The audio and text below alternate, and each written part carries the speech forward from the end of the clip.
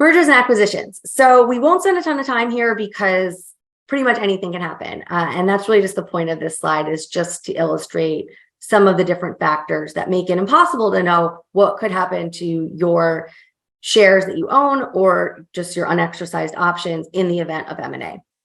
So the terms of the deal will ultimately dictate what will happen, but those aren't announced until the deal is finalized and publicly announced. So is it an all stock deal? Is it an all cash deal? Is it a blend of the two? That has a huge impact on what will happen. If it's cash, then you will be cashed out.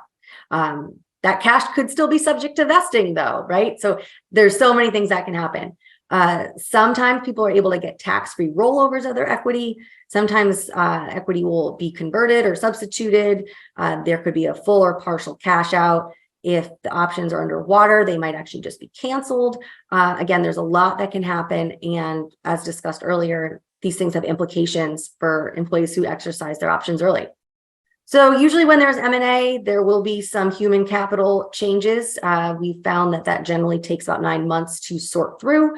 During that time, you could potentially still be vesting. So as you're thinking about your next opportunity or whether or not there'd be a place for you, do that math and make sure that you understand what you potentially would be leaving on the table if you were to depart, knowing that when there are layoffs, you would likely have more favorable terms, maybe even severance package.